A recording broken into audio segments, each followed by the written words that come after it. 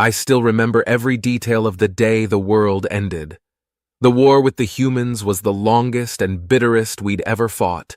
By the time it was over, our fleets were all but wiped out, and half our colonies were devastated. But we didn't see any of that on our homeworld, our beloved Tyrax. The fighting was always somewhere far, far away, across the vast reaches of the galaxy. We saw the trade with the outer colonies dropping off. We saw the messages of condolence being delivered to families of soldiers serving at the front.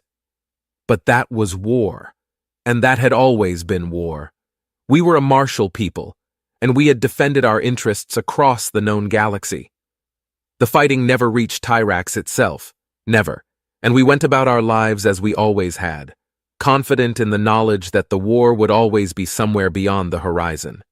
True, the trade ships dwindled until 9 out of 10 berths in the orbital docks were empty, and the grieving families multiplied until it seemed like everyone knew someone who'd been killed, or captured, or who'd simply disappeared into the void.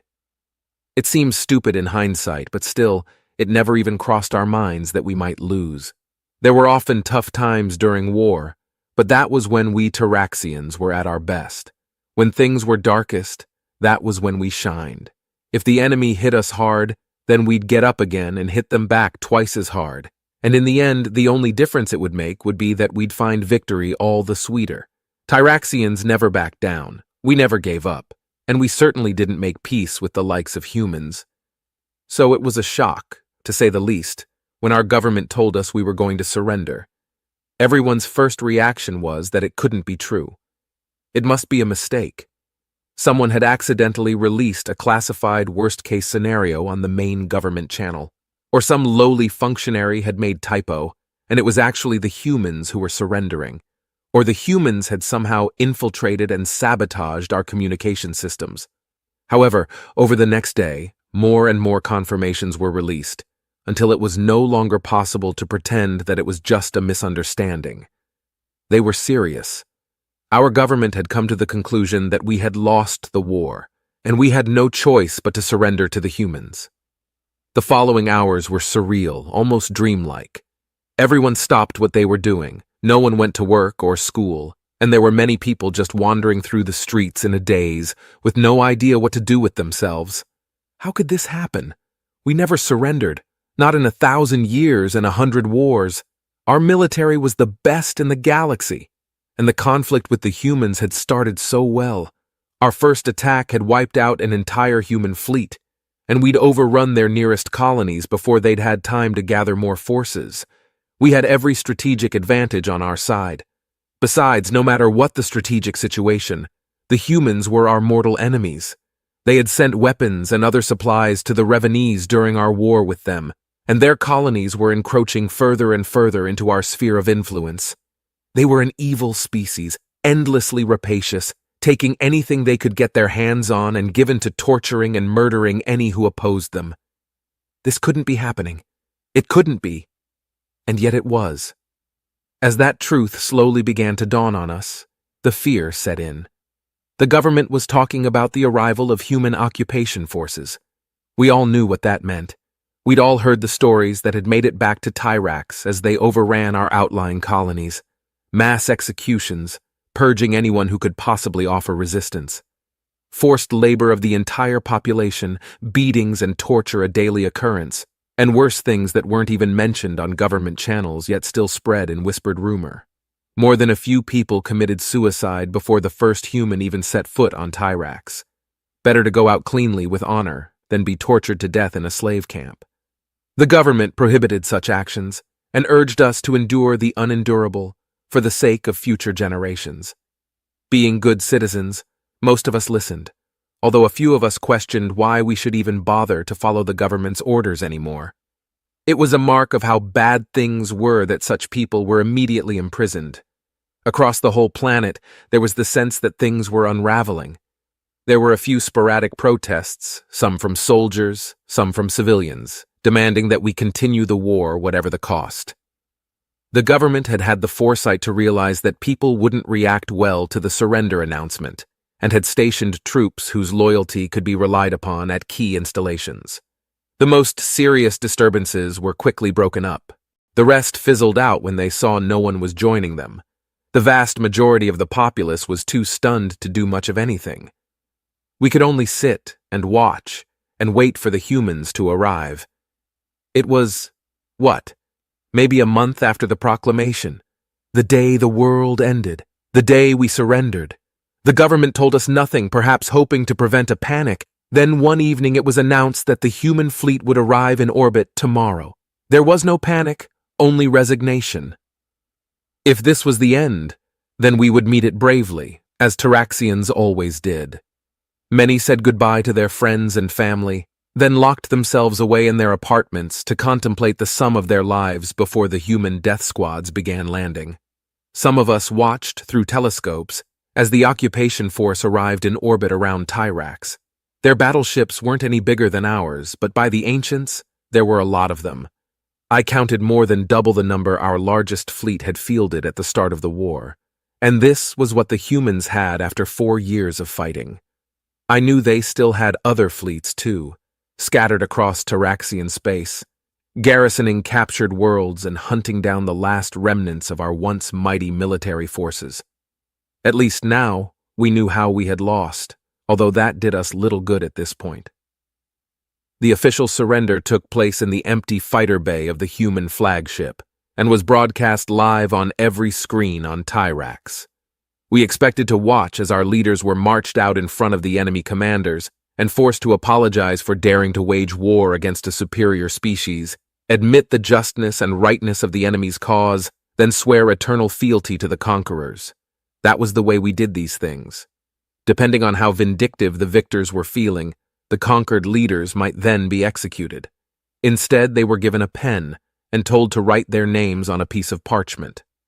The live transmission was interrupted briefly here by a government announcer who explained that the parchment was a written list of the surrender terms, and that by writing their names on it, the government officials, and by extension the entire Tyraxian Empire, were recognizing their legality. Strange custom. But that's aliens for you. After the signing, our leaders did give the customary oath of fealty and apology, but it was far less elaborate than expected, as if the humans regarded it as an unimportant postscript to the real act of surrender. And then, that was it. There were no executions and no torture. A few of us began to hope. Most of us held our breath, waiting. Within hours, the first dropships began landing and the occupation forces began moving to take control of the cities. I debated with myself whether to hide away or whether to watch the troops moving through the street outside my apartment. I'd decided that it was better to stay away from the window, maybe offering myself a little protection against random acts of violence. But in the end, I couldn't help myself. First came the tanks, hovering on suspensor fields an inch above the street paving. We had the similar technology, but these ones looked at least twice as heavy as anything we could build. Then came armored personnel carriers, again on suspensor fields. Then in the middle of the column marched the infantry. Rank after rank after rank of powered armor, fully enclosed, almost like walking tanks themselves. We only used powered exoskeletons that were only strong enough to carry the weight of someone light body armor. I can remember every detail as vividly as if it were yesterday, down to the emblems on their shoulders. All this time, I'd had no idea what we were actually fighting. Nor had my neighbors, clearly, who I saw gawping from their windows just like me. If we had, we might have thought twice about starting a war with the humans, although then again, before we were so confident that our military was the best in the galaxy, we wouldn't have hesitated to fight anyone. It was almost comforting in a way, when I realized that we deserved this. We hadn't been betrayed, or lost to a dirty trick or a twist of fate. We had simply been profoundly, overwhelmingly arrogant, overconfident in our own abilities, and totally ignorant of our enemies, a disastrous combination that inevitably led us to this fate. Almost like one of the ancient parables. If I was about to die, then at least I could do so knowing there was still some sense to the universe. I was lost in my own thoughts for a while, watching the serried ranks of the occupying army march past in perfect synchronization, almost hypnotic. Apparently, I wasn't the only one. One of my neighbors must have been so preoccupied staring at the parade of alien soldiers that they weren't paying to their offspring. because to my horror, I saw a child, a very young infant still given to randomness, wander out from the atrium of a building opposite, right into the path of the armored infantry. I have the clearest, most vivid memory of seeing her white dress catching the breeze as she came out of the lee of the building. I expected to see her get shot down as she approached the column, or at the very least, crushed beneath the heavy metal boots of the marching infantry. Instead, one of the soldiers broke off from the column and picked the child up. You wouldn't believe anything that big and that powerful could be so delicate, but the child didn't even cry out as she was whisked off the ground and carried back under the building's portico. The armored soldier set her down on one of the benches, then got something out of a pouch and gave it to her. With his back to me, I couldn't see what it was, but a moment later he was jogging back to retake his place in the column, heavy suit thundering on the paving so loud I could hear it with the window closed, and the child was watching him go, curious but not afraid. Then she started eating from the small packet he'd given her. It was food. The human had given her food. A moment later, someone darted out from the atrium and snatched the child back inside. And the humans continued marching, utterly unconcerned with us. That was my first inkling that this might not be the summit of our worst fears. Before the landing, I'd been debating with myself whether it would be better to be executed in the first wave of purges or live to see the oppression that followed. The lack of executions at the surrender ceremony had been a positive sign that the humans weren't planning on an outright genocide, but surely the enforcement of the occupation would be as harsh as it had been in the outer colonies. But the way one soldier treated one little girl, well, you couldn't always understand the motives of aliens, but at the very least, maybe it was worth living long enough to see how things turned out. Maybe, having seen just how much they outclassed our forces, it was time to start questioning what our government had told us.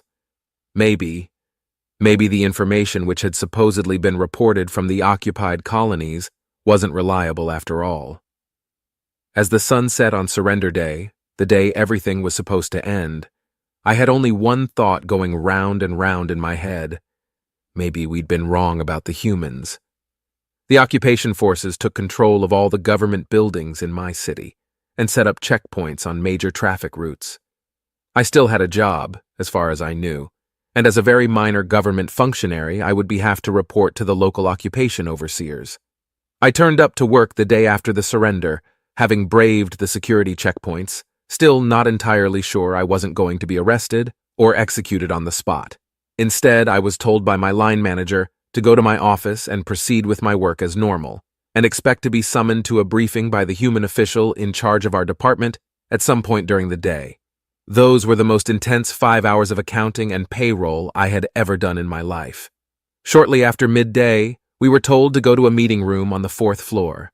I passed several human soldiers on my way, in their less bulky light body armor. My hearts were racing, trying to determine if any of them looked like they were there to participate in a firing squad. Along with around 24 of my colleagues, I took a seat in the meeting room and waited. After a few minutes, a human came in. He introduced himself as Doug. It took me a while to work out whether this was a title or a name. Either way, it was unpronounceable. He explained that he was now responsible for supervising all the clerical departments in our city's local government, and then launched into an explanation of the new formatting guidelines that we would be implementing to bring our work into line with the occupation government's standardization. It was long, and it included many graphs and diagrams. He did say that we should file any documents with political implications in triplicate, one for our own records, one for the local censors, and one for the planetary government. But he didn't expect accounting and personnel to see many of those. And for the time being, staffing levels would remain as they had been before, although that would be reviewed on a quarterly basis. He finished by saying that he was looking forward to having a productive working relationship with us, and that he hoped that together we would be able to rebuild Tyrax back into a prosperous society. There wasn't any mention of governmental purges at all, and he didn't even bring up punishments for failure. I don't know when I started to relax. It wasn't immediate. For a while, there was still a part of me that expected the humans to show their true, brutal nature. But there were no purges, no torture, no forced labor, and as weeks then months passed, I realized there wasn't going to be. There were a few arrests and trials of people who had committed specific crimes against the humans during the war, and when the evidence presented during the trials was broadcast, we couldn't pretend they didn't deserve it. But the general reign of terror failed to materialize. It was surreal just how ordinary everything was.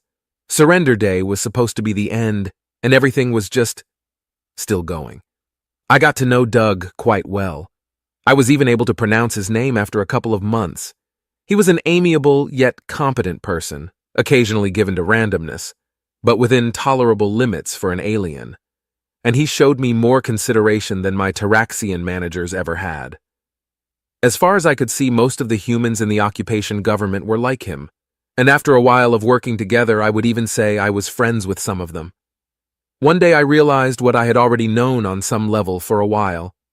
The surrender hadn't been the end. It was a hard thing to admit. All those millions of lives lost in the war, all that destruction, and the years of hardship. Admitting that it was all for nothing, for a pointless war of imperialistic greed, didn't come easily. But I was surrounded by the proof of it every day, and I couldn't deny what I could see quite plainly all around me. The day the humans arrived wasn't the end of the world. Well, I say that.